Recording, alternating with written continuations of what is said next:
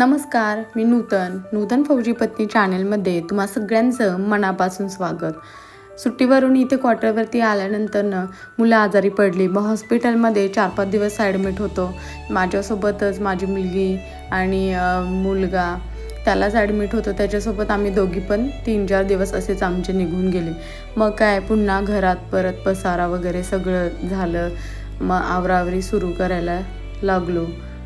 कपडे इतके झाले होते, त्यात हॉस्पिटलचे कपडे म्हटलं की डबल कपडे, बेडशीट, ब्लँकेट सगळं साफसफाई सुरू झाली. तापच असा होता की जातच नव्हता अजिबात. त्यात आमचं एअर जाम झाली होती. म्हणजे काय होतं, इथं पाणी फुल वापरलं आणि परत पाणी आलं की एअर पकडते.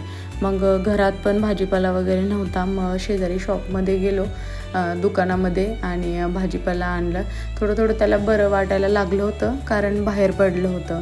असं ग्रोसरीची गाडी येते, व्हॅन येते. इथं चिप्स, बिस्किट, नमकीन वगैरे घरपोच सोयीसुविधा असतात की मार्केटमध्ये प्रत्येक वेळेस प्रत्येकीला जायलाच जमतं असं नाही. मग घरात पुन्हा रुटीन सुरू झालं. साफसफाई असणं, सकाळच्या वेळेस खूप कामं पटापट आवरली तेवढीच.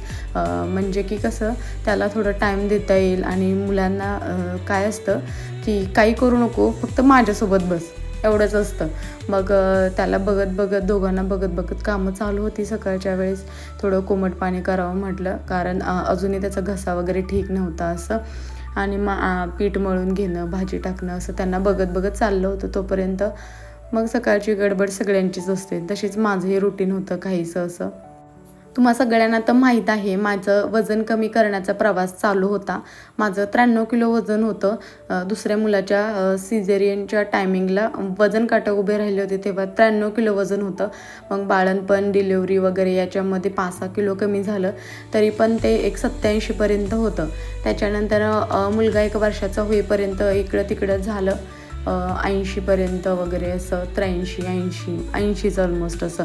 मग त्याच्यानंतर मी वेट लॉस जर्नी खरं सुरू केली, कारण तेव्हा मला रिअलाईज झालं की आता तो 1 वर्षाचा झाला आहे आणि मी सगळं वजन वगैरे कमी करायला हरकत नाही आहे. मग मी हळूहळू प्रयत्न केले होते.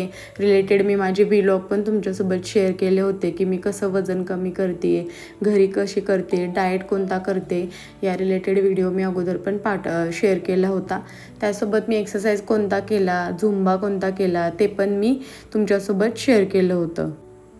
हे पार्सल आलं होतं. असं courier door to door service असते इथं, पण खूप स्ट्रिक्टली असतं. गेटवरून सहसा कोणाला आतमध्ये पाठवलं जात नाही. आम्हाला फोन येतो की मॅडम तुमचं पार्सल आहे का, क्रॉस व्हेरीफाय केलं जातं आणि मगच पार्सल येतं.